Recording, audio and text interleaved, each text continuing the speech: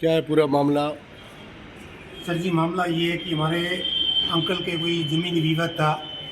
जो कोई भूलवश खसरा कोई इधर से इधर उतर गया था, उसका शुद्धिकरण के लिए हमने एसडीएम कोर्ट बागोड़ा में स्टे लगा रखा है और वो स्टे अभी विचाराधीन था। दिनांक 27/12/2024 को दोपहर में 2 बजे 3 ट्रैक्टर अनाधिकृत रूप से 8-10 लोग आए और उन्होंने खड़ाई करना शुरू कर दिया। फिर हमने पुलिस को सूचना दी, तो कुछ समय बाद मौके पर पुलिस आई, तो वे वहाँ से भाग गए और पुलिस ने समझाइश करके मामले को शांत किया। उसके बाद हमारे अंकल के जो एक ही लड़का है, उसको पुलिस ने बोला कि आप इन्होंने न्यायालय के आदेश का उल्लंघन किया है स्टे का, आप बागोड़ा पुलिस थाने आ जाओ और एफआईआर दर्ज करवा दो, इनके खिलाफ कार्रवाई करेंगे। भाई वहाँ बागोड़ा चला गया। पीछे से 5 जने रामा गेना, अमरा मेघा, पारस देवी, वाइफ ऑफ रमेश कुमार, चंपालाल हराराम, रमेश कुमार हराराम, ये आए। उस दरमियान मेरी काकी वहाँ उनको मना करने गई, तो आगे से संपाराम ने मुक्का मारा और अमराराम ने धक्का दिया, जैसे वो गिर गई। इस अवस्था में फिर ये होने के बाद में हल्ला मचा, तो पड़ोसी ने फिर उनको इधर उधर सूचना दी। भाई को भी फ़ोन किया, भाई वहाँ बागोड़ा था। उसके बाद में पड़ोस जैसे तैसे करके उनको लेके आए सरकारी हॉस्पिटल में, वहाँ दाखिल करवाया, तो डॉक्टरों ने उनको चेक करने के बाद में मृत घोषित कर दिया। फिर हम एफआईआर दर्ज करने के लिए थाने गए, तो थाने अधिकारी अरुण जी ने कहा कि अभी मुकदमा दर्ज नहीं करेंगे, आप सुबह आना 9 बजे। फिर 9 बजे गए, तो उन्होंने कहा कि मुकदमा आपने लिख के दिया, ऐसे नहीं करूँगा दर्ज, आप इसमें ऐसा करो कि ऐसा लिख के दो कि आपकी माताजी सदमे से मरी है, ऐसा लिख के दोगे तो मैं दर्ज करूँगा, अन्यथा नहीं करूँगा।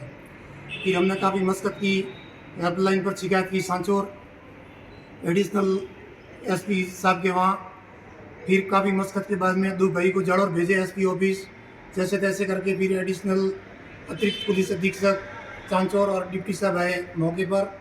फिर वास्तविक स्थिति उन्होंने देखी, देखने के बाद में 23 घंटे के बाद में एफआईआर दर्ज की और फिर साहब ने कहा कि पोस्टमार्टम कराओ और निष्पक्ष आपकी जांच करेंगे और आपको न्याय देंगे।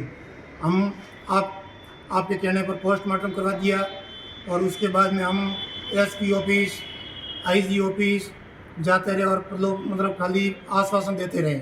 कभी कहते हैं कि डॉक्टरों की मेडिकल आनी है, तो मेडिकल भी आ गई है। डॉक्टरों ने स्पष्ट लिख दिया कि भाई ये हड्डियाँ फ्रैक्चर है, उनकी वजह से मृत्यु हुई है।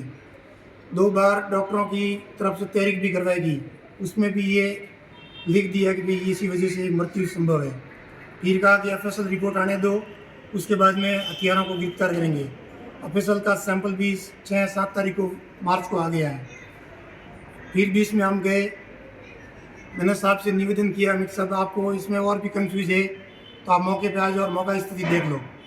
फिर एक बार हम गए तो साहब ने कहा कि वहाँ डोकरी थी नहीं तो किसने मारी, जबकि 27 तारीख को माजिया जब पुलिस हरीश जी वगैरह कांस्टेबल वहाँ गए, तो माजिया ने रोते रोते आधा घंटे उनके सामने व्यथा प्रकट की कि मैं 40-42 साल से यहाँ रह रही हूँ, मेरी कास्ट कब्जा सब व्यथा सुनाई।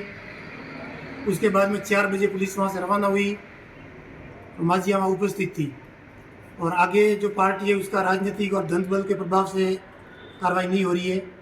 अब निवेदन है कि कुछ न कुछ हमें न्याय मिले। आपने इस मामले को लेकर कहाँ गौर लगाई है? हमने इस मामले को लेकर के अपने सीआई साहब के पास, डिप्टी साहब के पास, एसडीएम कार्यालय बागोड़ा मुख्यमंत्री के नाम से ज्ञापन, एसपी कार्यालय 4 बार गए, आईजी कार्यालय 2 बार ऊपर पेश हुए, लेकिन खाली आश्वासन मिलता रहा कि आपको न्याय मिलेगा। लेकिन 3 महीने बीत गए, कोई न्याय नहीं है।